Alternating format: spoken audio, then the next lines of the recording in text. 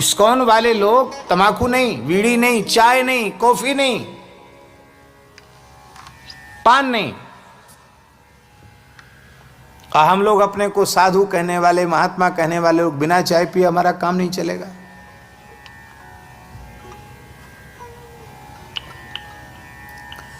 मनुष्य के शरीर के 3 उपस्तंभ हैं आयुर्वेद शास्त्र के अनुसार: निद्रा, ब्रह्मचर्य और भोजन। चाय कितनी लाभकारी है हम नहीं कह सकते, पर निद्रा, ब्रह्मचर्य और भोजन तीनों की रुचि को वो समाप्त कर देती है।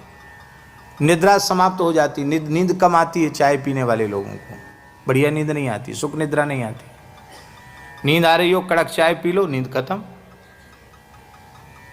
आंतें कमजोर हो जाती हैं, भूख अच्छी नहीं लगती, पाचन शक्ति खराब हो जाती है। और तीसरा, चाय पीने वाला उसका ब्रह्मचर्य नष्ट होता है। मूत्र में ही उसके धातु का क्षय होने लग जाता है, उसको पता नहीं चलता। चाय पीने वाले लोग, बहुत नुकसान की चीज है। भारत जैसे पवित्र देश के लिए चाय अभिशाप है।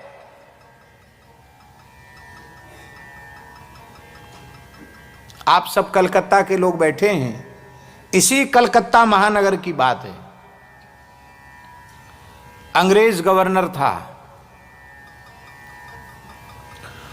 उसने, ये ऐतिहासिक सत्य बता रहे हैं आपको, अंग्रेज गवर्नर ने कहा कि क्या बात है कि पूरे हिंदुस्तान पर जैसा हम हुकूमत करना चाहते, पूरे देश पर हुकूमत नहीं हो पा रही। उस समय ये बंगाल में ही वो फैले थे, उधर पूरे देश में नहीं फैले थे। इस बात पर उसने विचार किया। तो वो विचार करते करते इस निष्कर्ष पर पहुंचा कि भारतीय लोगों पर हुकूमत करना बहुत कठिन है। क्यों? क्योंकि उसके कारण ये हैं कि एक तो ये ब्रह्मचारी हैं, सदाचारी हैं। दूसरा,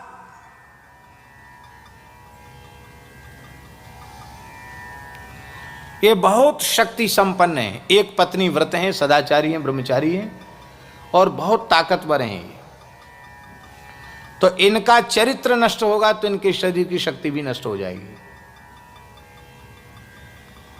और इसी कलकत्ता शहर की बात है। गवर्नर अपने 3रे मंजिल पर छत पर बैठा था और एक बिहारी मजदूर वो 1 क्विंटल चावल अपनी पीठ पर लेकर 3 मंजिल तक चढ़ गया, उसकी श्वास नहीं फूली। तो अंग्रेज अधिकारी गवर्नर ने पूछा, क्या खाता है? उसने कहा, गाय भैंस का दूध पीता हूं, घी खाता हूं, माखन खाता हूं।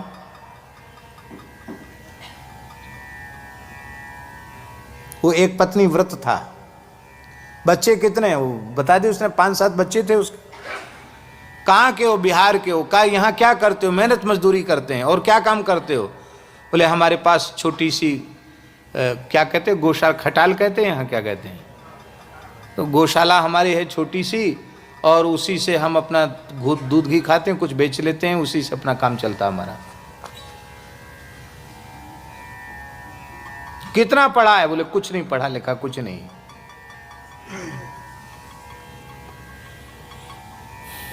तो उन लोगों ने फिर षड्यंत्र किया। कितनी उम्र है तेरी? उस बुढ़े से पूछा। उसने कहा, 81 ऊपर। क्या कहा? मैंने 81 वर्ष की आयु बताई उसने अपनी, पूर्ण स्वस्थ 81 साल की आयु में। होते हैं, संयम सदाचार की महिमा है। हमारा जीवन व्यसन युक्त हो गया, न जाने कितने व्यसन हमने पाल लिए। पढ़े लिखे लोग बैठे हैं, हम आपसे बोल नहीं रहे कि आप चाय छोड़ ही दो। हमारे पास वाले लोग चाय नहीं छोड़ पा रहे हैं, तो आपसे हम तो कही क्या सकते हैं चाय छोड़ने की बात।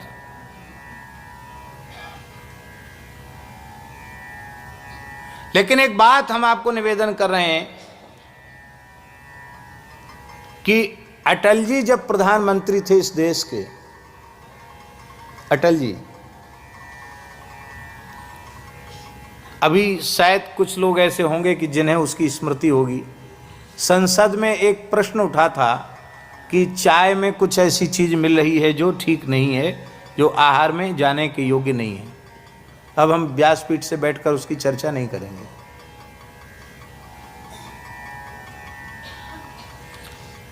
और उस दिन की संसद की बहस में स्वीकार किया गया था कि इसमें क्या चीज मिलती है। और उसके बाद बड़ी संख्या में संतों ने चाय पीना छोड़ा था। हमारे पूज्य महाराज जी के, भक्तमाली जी के पास भी बड़े बूढ़े संतों को ठंड में कुछ थोड़ी चाय बन जाती थी। महाराज जी ने कहा भाई देखो अखबार में निकल गया, तुमको पता होगा। उसके बाद महाराज जी ने काढ़ा ही चलाया, चाय बंद कर दी। हमारी आपसे प्रार्थना है, जो व्यापार करते हैं वो करें चाय का व्यापार, पिएं चाय। लेकिन यदि आप अपने शरीर को स्वस्थ रखना चाहते हैं तो हम आपको इतना बढ़िया, हमारे जड़खोर से तो बनी भई है, पर वो हम कहेंगे तो आप कहेंगे कि आप अपना देसी काढ़ा बेच रहे हैं, इसलिए हम आपको बताते हैं, आप खुद बना लीजिए। सौंठ, मिर्च, पीपल, त्रिकटु जिसको कहते हैं, सौंठ, काली मिर्च और पीपल, दालचीनी, तेज पत्ता, बड़ी इलायची, लौंग, छोटी इलायची, इनका मिश्रण, इनको कूट कपट चक्र छान लीजिए।